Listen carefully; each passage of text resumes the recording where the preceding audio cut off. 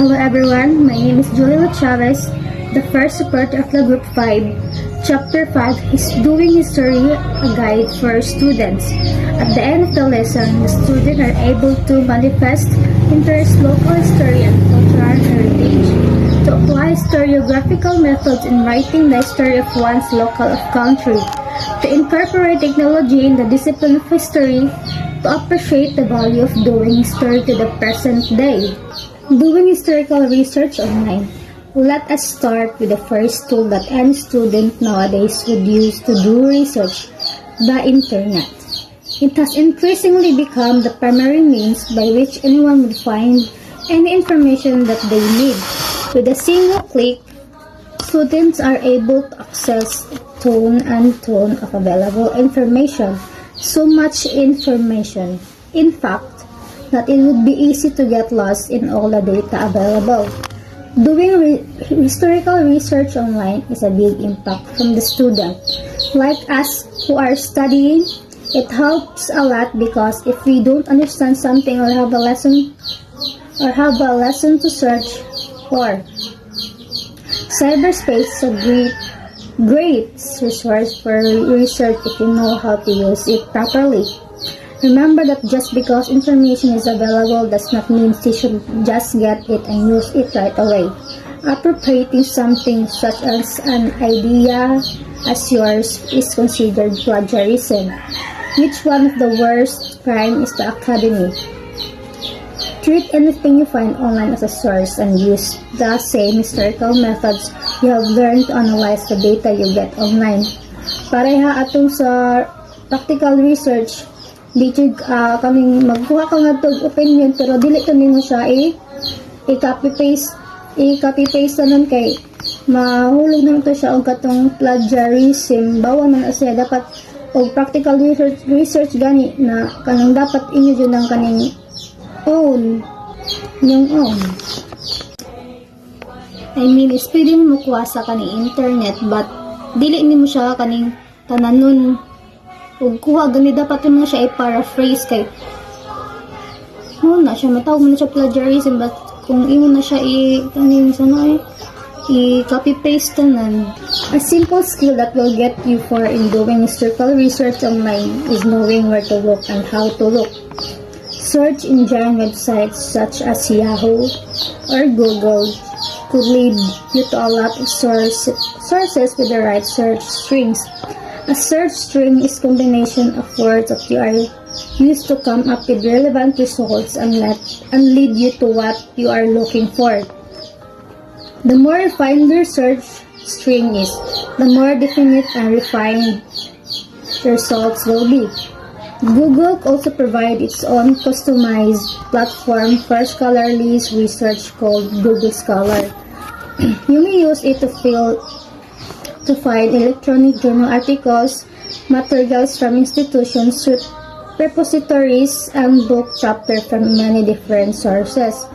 It could be a good starting point in building your research by providing you an overview of existing published material for your topic.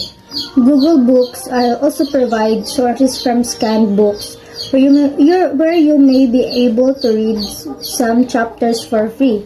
This could be useful if you want to know if a certain book would be useful to your research before going to a physical library to loan the book or photocopy pages of it. So nothing, the simple search online is all you need to find the data so need, and most often, one of the first results that will come out will be processed from Wikipedia. Wikipedia is the biggest open source encyclopedia in the death hall of cyberspace. 40 million articles in 293 language being an open source encyclopedia. Anyone could contribute or edit articles in the site, which makes some of the information in the site unreliable. Nonetheless, Wikipedia provides a useful launchpad to source that may use for research. When you read from Wikipedia, look at the link citations and the articles which could lead you to a source you may use for your own research. However, exercise caution is using the site as many in the academy frown upon research that utilizes Wikipedia as a practice. Use Wikipedia to gain a general overview of what you need to know so that you may be guided in looking for credible and reliable sources that you need for your research. There are websites that you may use to legally download scanned copies of books and other materials for free, especially those books with expired copyrights and are in public domain. Project Gutenberg is the oldest digital library in the world, founded in 1971. It has more than 50,000 items in its collection, which include many works concerning the Philippines, such as the Doctrina Christiana, the first published book in the Philippines. The published travelogues of foreigners who visited the Philippines, such as Jagger de Comen, Virtue, Furman, and Worcester. Austin Craig, biography of Rizal, and all volumes of Lear, and Robertson's The Philippines Islands 1493-1898. Another online archive you may use are Internet Archive, an online library the original sought to archive with history but later on the varied digital versions of the other works. The archive contains 279 million page 11 million books and takes 4 million audio recordings, 3 million videos, 1 million image, and 9,000 software programs, Philippines government websites are starting to be enriched with sources that may be used for historical research, especially on laws and other documentations that may be useful when doing topics of more contemporary period. Websites of newspaper, magazines, broadcasting stations, and other media outlets usually keep an archive of their articles from a particular date. For older issues, you may have to find copies either digitized or physical copies in the library. Doing historical research in libraries and archives. Research in libraries and archives necessary in the study of history, as these are the repositories of primary and secondary sources that allow us to create narratives of the past through accepted methods of historical scholarship. Libraries and archives still provide more variety of sources in different formats such as books, journal articles, newspaper, magazines, photographs, audio and video recordings. It is digital version to catalog their holdings, online public access catalog or OPAC. It is sifting through these may need refined research string using more definite keywords to limit the result. For example, Philippine history, Philippine Revolution, Emilio Aguinaldo, Declaration of Independence. These are examples of catalog, books, journal, maps, and so on. Here in the Philippines, we have public libraries. The National Library of the Philippines in Ermata, Manila provides a rich treasure of materials for the subject researcher interested in the Philippine history. You can also read the Filipiniana section, Rizaliana collection, rare Filipiniana books, and Philippine presidential papers. The National Archives of the Philippines is an agency of the government mandated to collect, store, preserve, and make available records of the government and other primary sources. Most of the materials here, the Spanish colonialism, are in their original language and may not be accessible to the college students. The Liberties in the UP in Diliman, Quezon City is the collections, particularly in the main library in Gonzales Hall, are the rich in resources, especially the Pilipinas sections, serials, theses, and distortions. The Ateneo de Manila in Quezon City, this holds the American historical collections, rich sources for the American period in the Philippines. UST Espana, Manila also has collected from the 16th century. It is the oldest Catholic university. Malaysia ang pinaka-oldest nga Catholic university in the country. And it is a historical site in itself. The Family Historical is the center of the sa simbahan of sa Jesus Christ. So of the latter sent in the generous resources for research on genealogies. So, ang city na ni or town have its own local archives or museum in public library where you may access primary resources and old materials for your research. Doing life histories and biographical research. Studying the life of an individual is often incidental to a greater event that has been significant to the life of a larger unit that he or she happened to contribute to.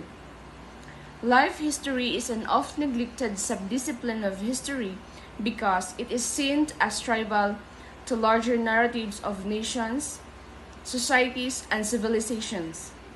Individuals' influence can span centuries and generations. Individuals can also influence large spaces and many places.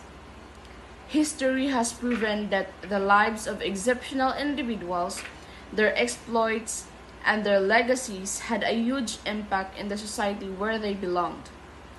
The writing of life history should not be limited to great individuals like heroes, prophets, or world leaders. Ordinary individuals should also be able to locate themselves in the pages of history. One should see himself as a part of a larger history and not a separate and remote entity unaffected by what is happening around him. Doing life history should be accompanied by locating the life of individual in the larger social life. There is a mutual constitution between history and biography. The researcher should be able to identify different factors that affected the life of the person he is trying to study. Some social scientists would lament that studying individuals tend to be more complicated than studying societies. Individuals are distinct, unique, and dynamic. The life historian of the biographer should also identify aspects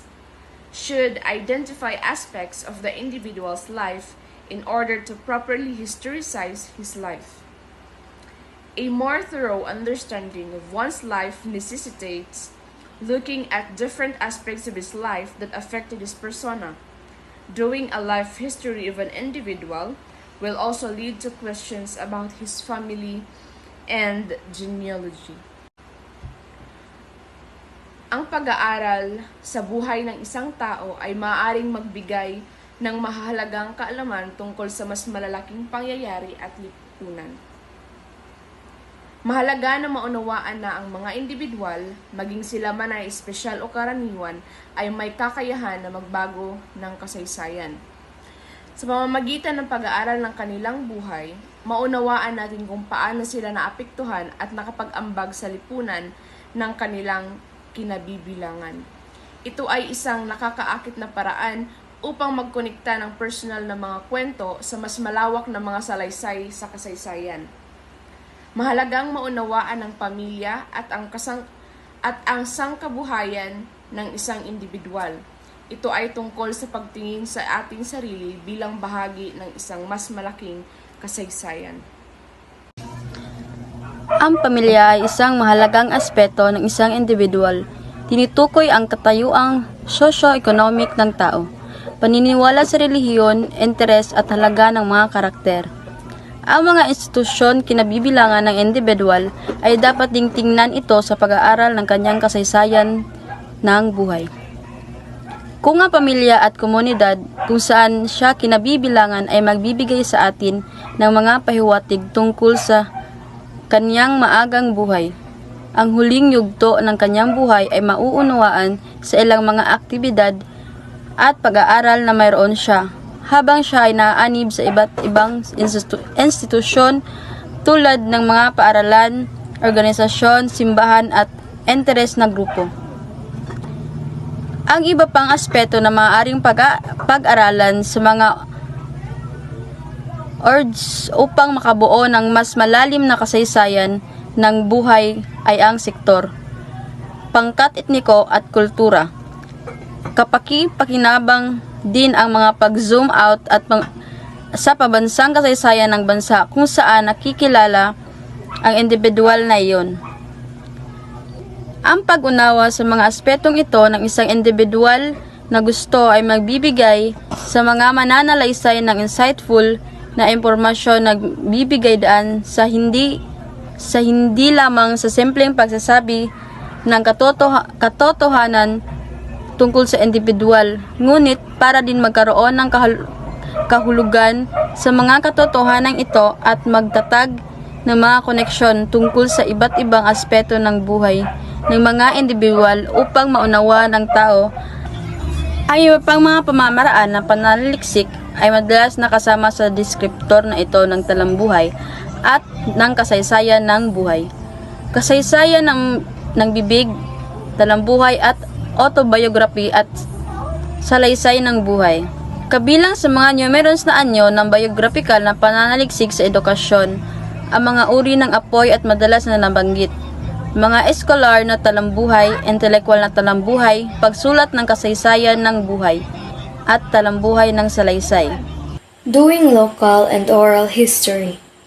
The history usually taught to students in school are Philippine history, world history, and history of Asia. This taught in a broad stroke of historical periods of large spaces and prominent personalities. Local history. The study of the history of a particular community or a smaller unit of geography. Debates continuously persist on the destination of this subdiscipline, particularly in the subject of the study. Local historians study the history of local institutions like churches. They also study local economies, local heroes, and local events. It is also a broad and dynamic field of inquiry that aims to have a depth understanding of a certain locale. The most compelling question is, why study and do local history? Local history can serve as balances of these tendencies by showing the particularities in certain locales in a particular nations or continents. Historians call this history from below. This shall provide new provision and perspective on already established national history. Doing local history. Historians are often forced with challenges in locating sources for local and specific objects of the study. Example, it is much easier to study the life of national heroes than of a local hero. One important historical methodology to local is oral history. Oral history is important in the midst of scarcity in written sources, historical documents, and other material evidences. The oral history tells memory that subject of informal will recount his experiences to the researchers as the member it, and it caused by positivists. Historians, those who subscribe to the belief that history should be primarily based on written documents to criticize the method of oral history. Oral history in writing the history of privileged sectors and communities like the urban poor and indigenous people. These groups are usually left out. They were undocumented because of their status.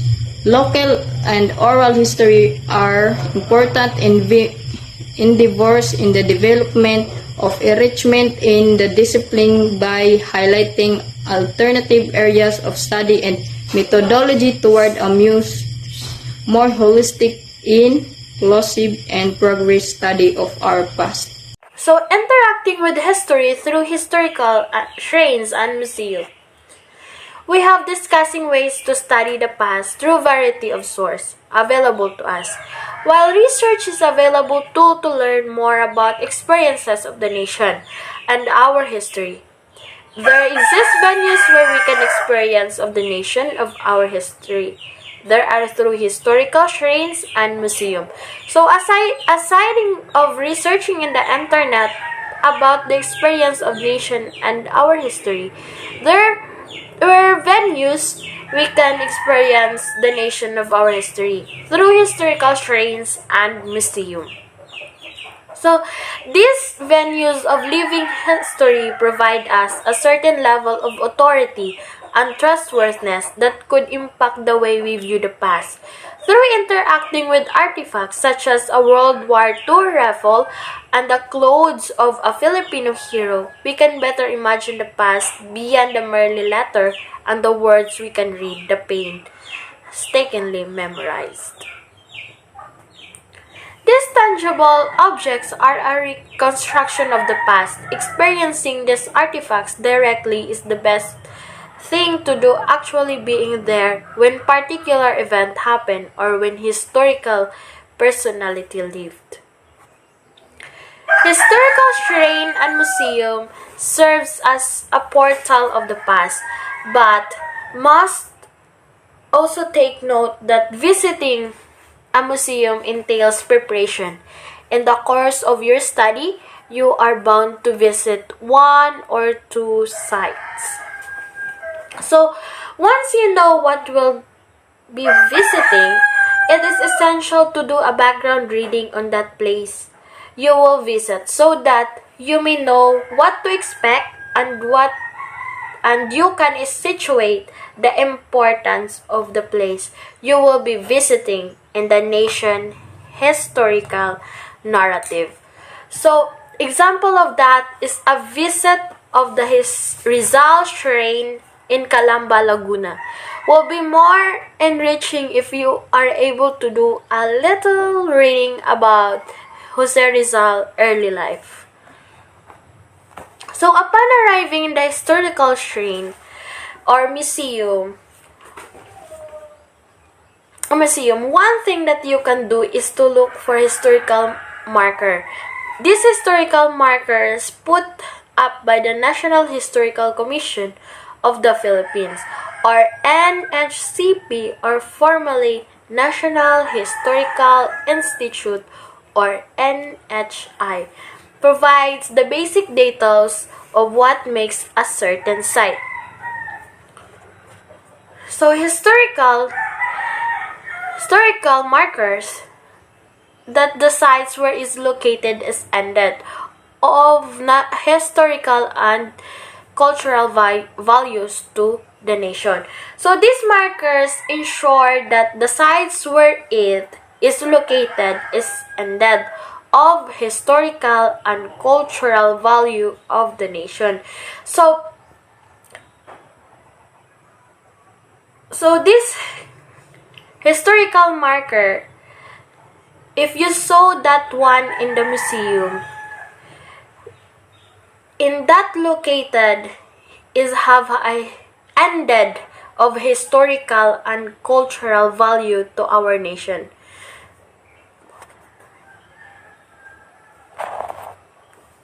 So the instructor or professor who will handle your course and who will organize your visit on the shrine or museum should provide you with a handout or worksheet to accomplish while in the site. Some of museums and shrines allow mobile photography, and you will even encourage you to take selfies while in the sites. So the shrine and museums are a lot more interactive now, aided by the available technology. This is also a great chance to analyze artifacts since artifacts are also texts that are open for reading, interpretation, criticism, and evaluation. So, first is my life history.